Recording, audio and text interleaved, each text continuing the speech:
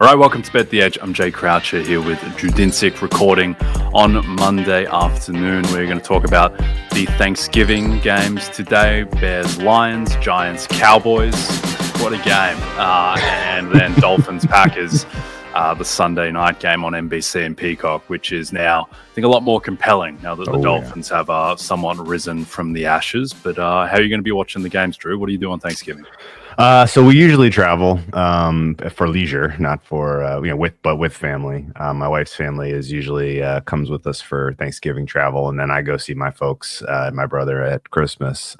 This year we're doing Catalina again, which is a short boat ride across the Catalina Channel from Long Beach. 45-minute ride, staying in a nice little cove called Hamilton Cove with views of the ocean. Beautiful opportunity to do a little bit of free diving out there.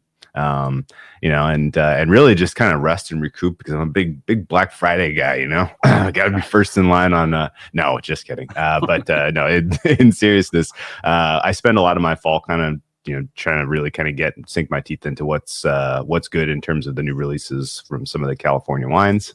And in sort of that discovery process, it's kind of fun to curate my favorites and share with the family and everything over the long weekend. So it'll be a healthy amount of wine served and a lot of football watched.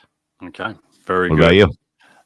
So we don't have any family here, which is something we never really thought about fully through when we moved here, but it's worked out okay. And the good thing about, a mitigating factor against not having family here is that when you have three girls who are 6', 4, and 2, it kind of creates the sensory illusion of having a super large family in your house at all times. So they kind of create the party themselves. So it'll be the five of us, my wife Sophia, and the little ones who we've very much embraced Thanksgiving. So we assimilate into American culture. I think it's one of the best things about the country. We don't have anything like this in Australia, and it just seems like a holiday that should have 100% approval rating. I don't know why, just everyone doesn't do it because it's a really good day, and it is a day, Drew, that will kick off with Bears-Lions.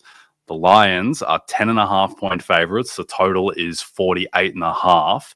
This is the early 12:30 p.m. game. I have miserable memories of the Lions on last Thanksgiving as Jared Goff just completely imploded and had one of those Goff games where, and he had this against the Texans as well this year, where it wasn't so much about the picks. It's just that he has these games where it's like his body forgets how to throw a football.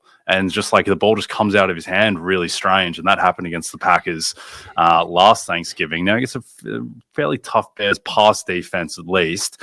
Do you think that the Bears, do you think they've, one, turned the corner on offense with Waldron gone, and then two, that their defense can give Goff any issues?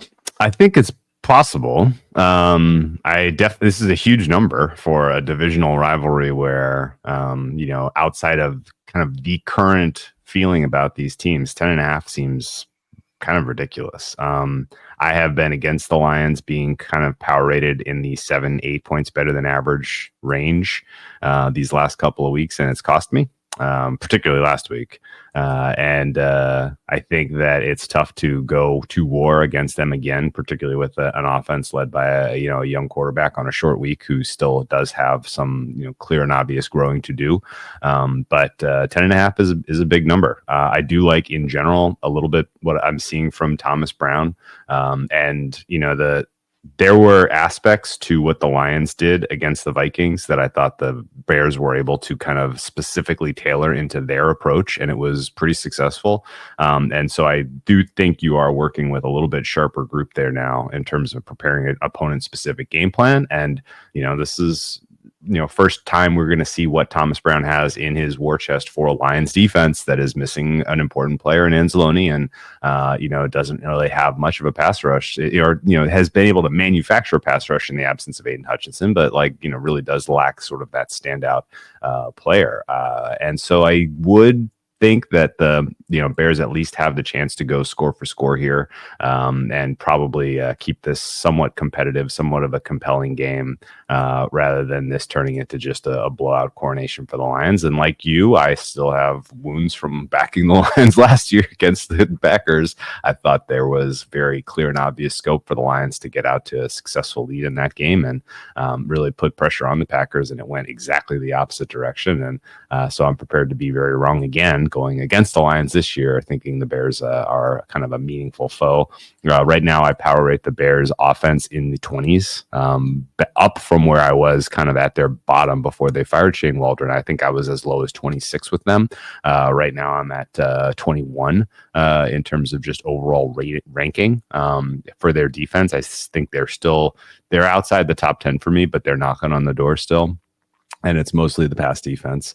I think this Bears team, as a overall, going concern, is about 1.5 to 2 points worse than an average on a neutral.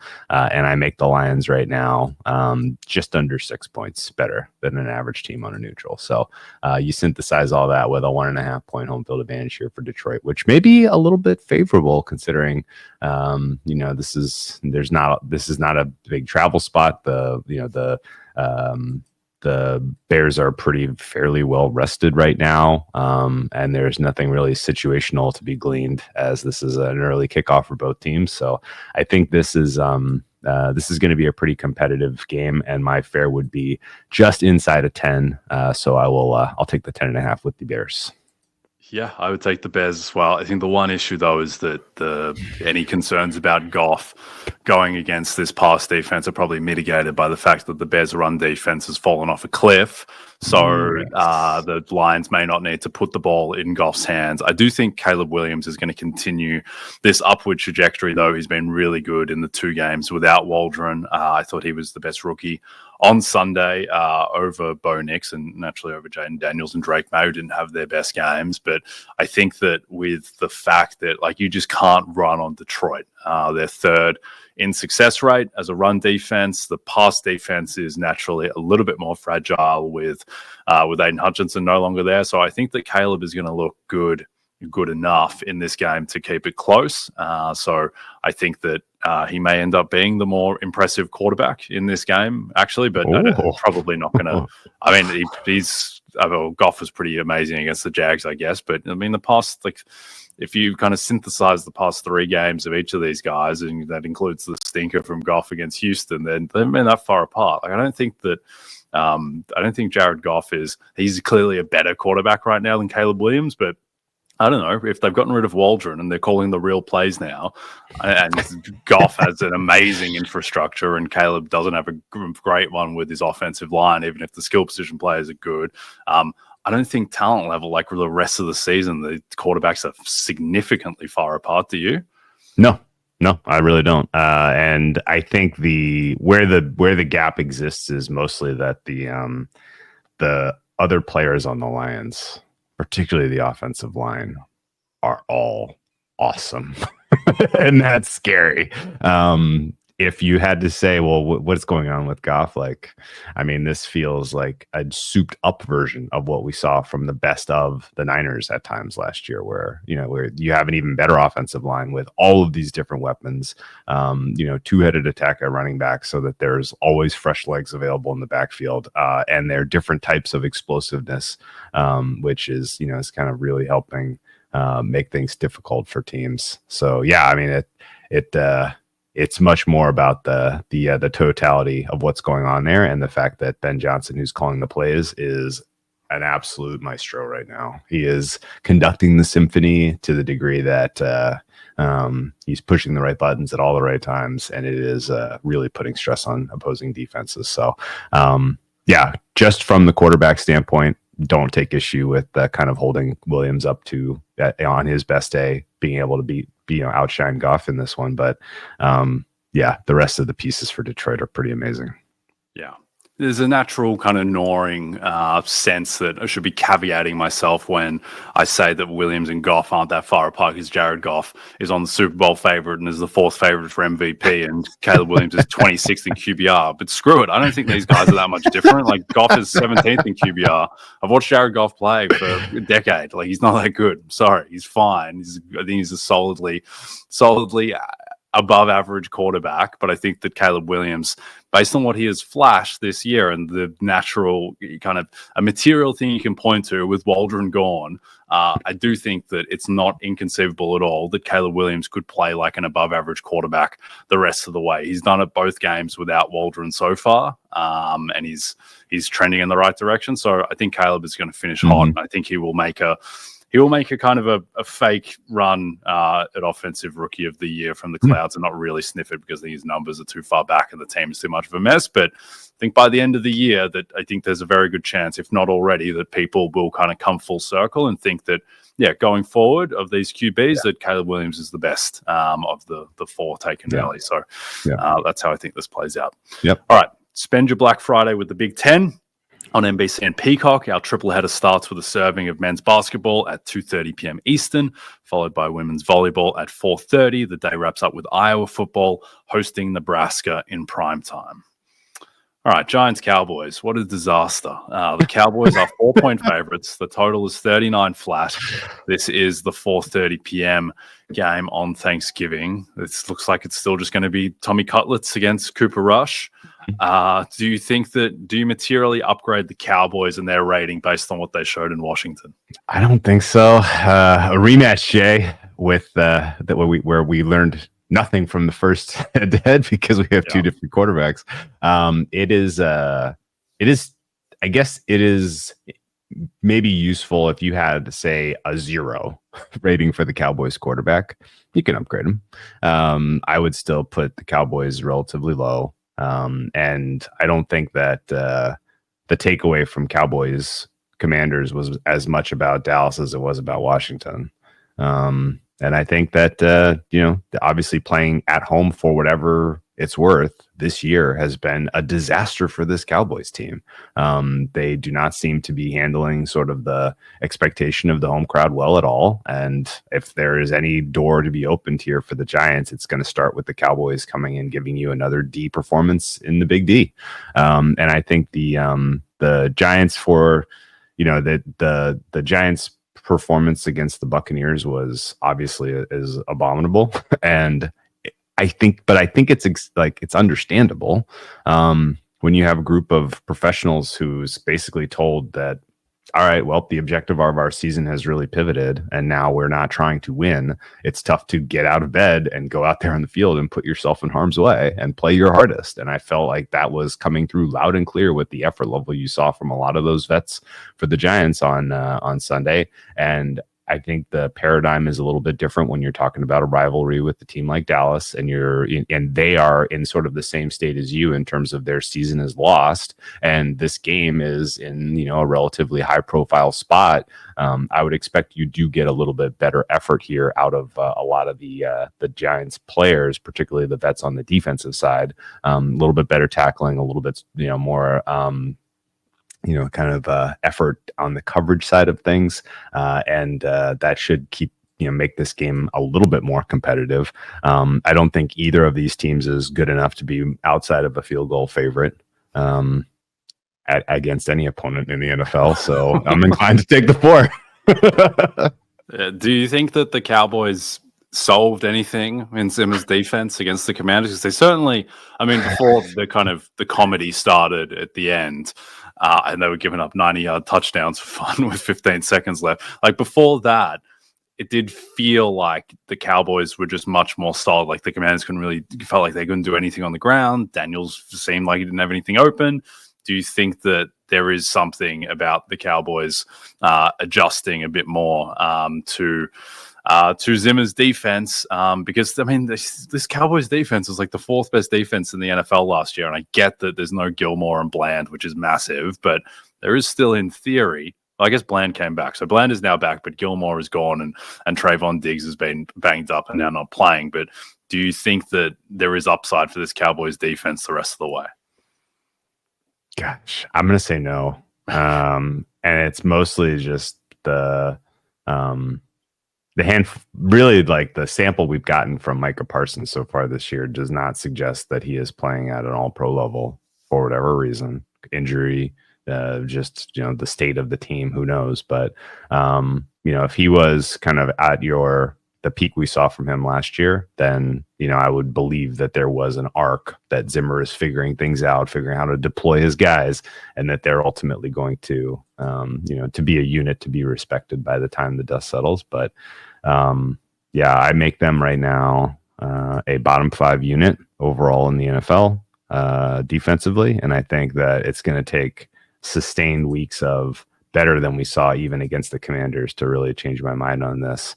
And you're right, like the end of the game like really did shift things a lot in the numbers. So it's tough to really kind of figure out, well, what would this team expect to, how do you handicap them? How do you price them? But they were still allowing a pretty substantial yard per play to the Commanders. The Commanders were suffering through some difficult injuries with their running backs, which really kind of affected, I feel like, their the way that they wanted to call the game and their sequencing and their play calling. Brian Robinson going out, coming back, going out, Austin Eckler going out. Like it was a little bit of kind of a assistance by situation, I feel like, for a lot of the success we saw with this Cowboys defense. So I'm not prepared to buy it. And I think Brian Dable still does have some tricks up his sleeve. We didn't see any of them on Sunday against the Bucs, but maybe we'll see a couple of them on Thursday against the Cowboys.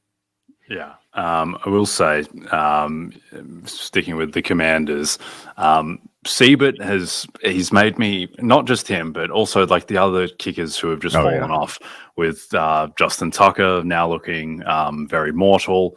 Who's it? Jake Moody as well. Like now I just kind of, Zerline. Zerline is really the one. Zerline, I needed Elliott the Jets in a couple spots where now when it's like a 38-yarder, I no longer have confidence that it's like it's going in. It's actually kind of cathartic in a way to watch Brandon Aubrey, who I just feel like it's just, all right, this is what it should look like. This is what I kind of recall. I don't know what's going on. We've just gotten, maybe I've just disproportionately been watching these games where the Bills don't. No. The Bills don't have a reliable kicker. The Eagles kicker has gone AWOL at times. The Rams kicker is not nothing to write home. Jake Elliott almost killed me when the Bills lost to the Eagles, because Jake Elliott made like a 59-yarder. Yeah, 59. Yeah. When I backed every single person in the MVP market, seemingly except for Jalen Hurts, I was like, is Hurts really just gonna go 15-2 and win MVP because his kicker is making 59-yarders against Josh Allen? But it's a complete mess. Like Kaimi Fairbairn as well. He was one of the last ones that we could trust. Missing a chip shot.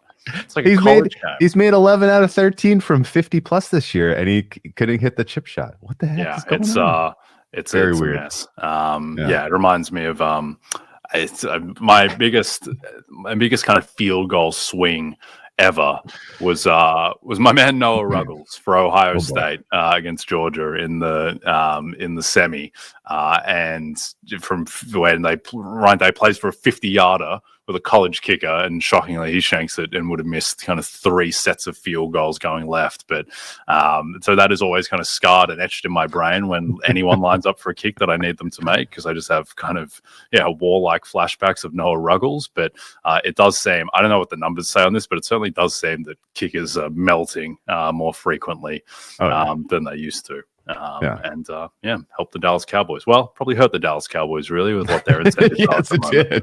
Yeah. All right. It's the second helping of Sunday Night Football.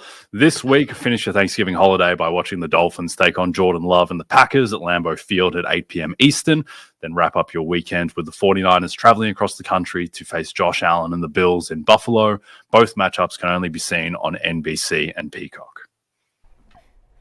As you all know by now, we've teamed up with BetMGM this season. We'll be using BetMGM lines to make all our picks, and we'll have special offers for our listeners each week. If you haven't signed up to BetMGM yet, use bonus code BETEDGE, and you'll get up to a $1,500 first bet offer on your first wager with BetMGM. Here's how it works. Download the BetMGM app and sign up using bonus code BETEDGE. Deposit at least $10 and place your first wager on any game, and you'll receive up to $1,500 in bonus bets if your first bet loses. Just make sure you use bonus code BETEDGE when you sign up.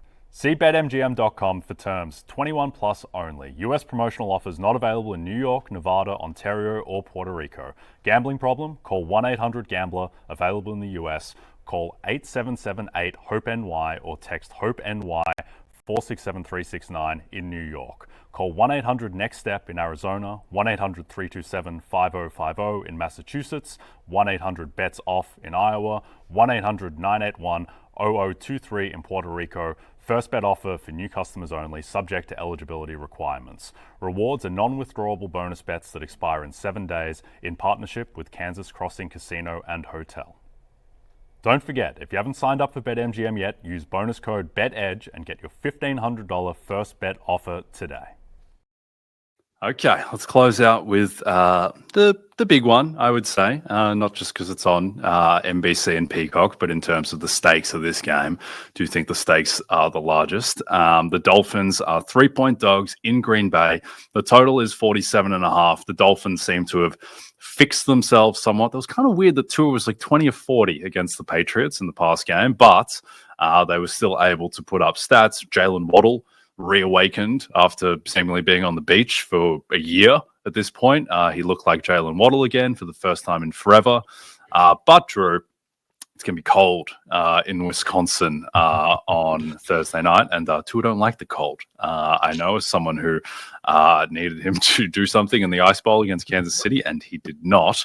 How much does the weather impact your view of this game and its outcome? It definitely matters. I mean, this is the first cold weather game for the Dolphins all season, and it's going to be quite cold. Expecting the real feel to be in the ballpark of 6 degrees in Lambeau on Thursday night, and winds are going to be kind of in the 15-mile-an-hour range with gusts in the 25-mile-an-hour range. So not expecting the lefty moon balls to be particularly on target from Tua in this one. But I will say that it is easy to throw shade at Tua because of kind of his history at this point as a quarterback, and the lows are so appallingly visually compelling that they stand out in your mind when you think about him as an overall prospect, an overall kind of entity.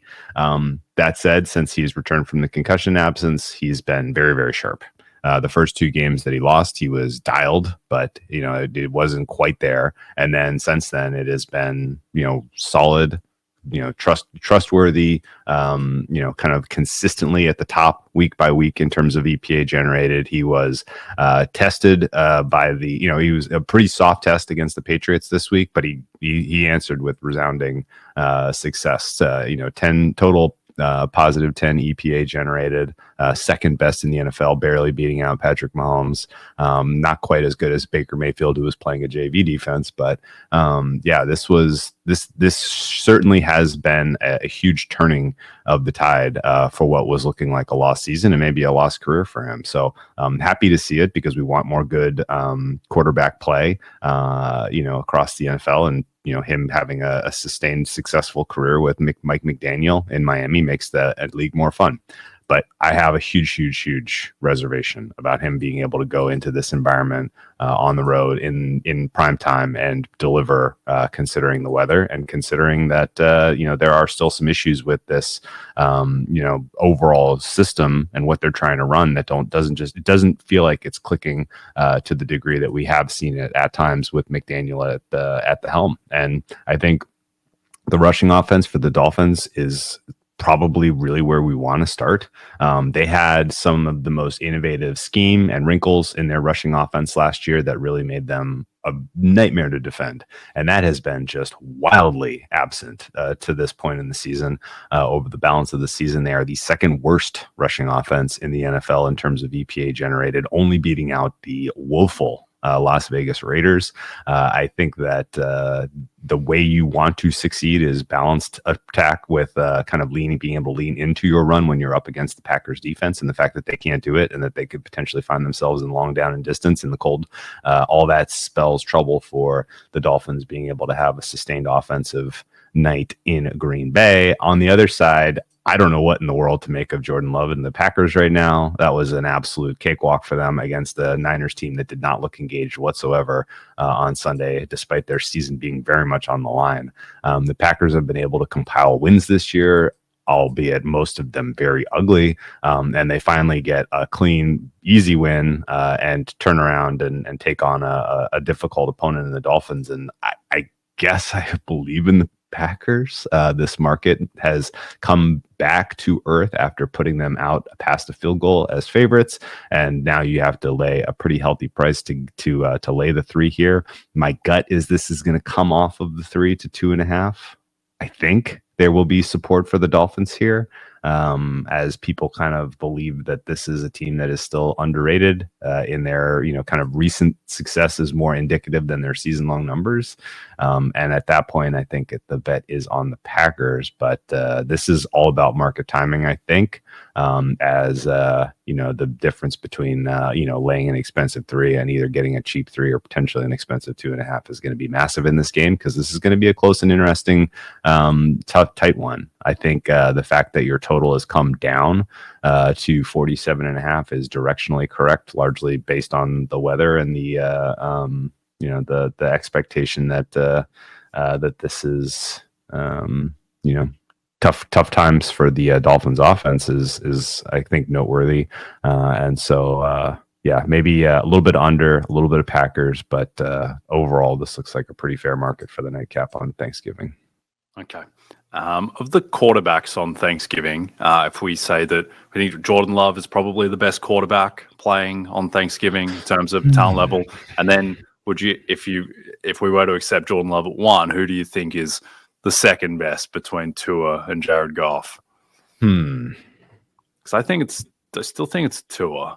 Tua has probably flashed a higher ceiling, and it's hard to. I mean, it's difficult with both of those guys because I think that they are largely a product of their environments. But I think that Tua, between his accuracy, he's always graded a little bit better than Jared Goff, and I think he has less propensity for the complete implosions that Goff has been somewhat prone to in the past. So Tua is not afraid of a little implosion as well.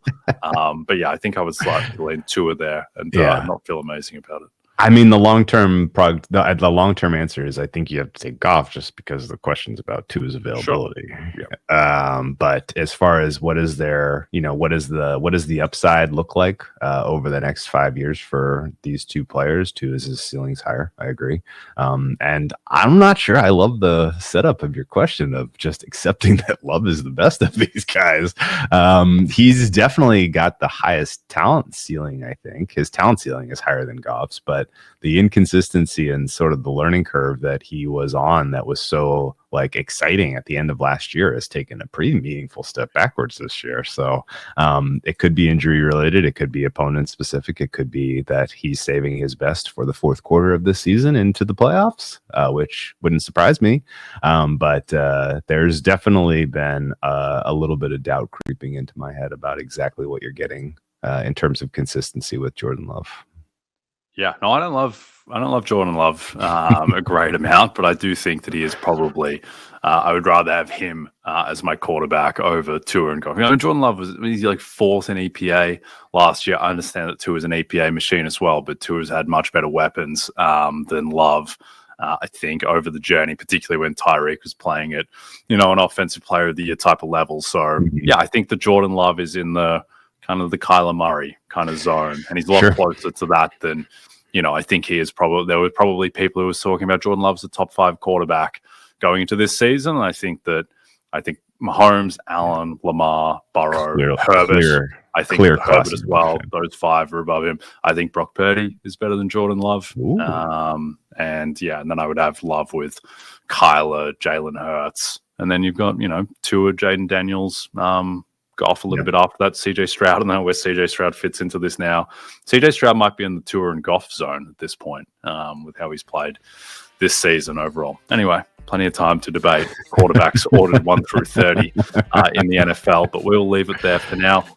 Don't forget to check out NBCSports.com for more information to help you with your wagers. Thanks to those watching on the NBC Sports YouTube channel. If you're listening to us in podcast form, don't forget to rate and subscribe. Also a reminder to find all your favorite NBC Sports shows on Amazon Music. Just at amazon.com/NBC Sports. For myself and Drew, we'll see you soon.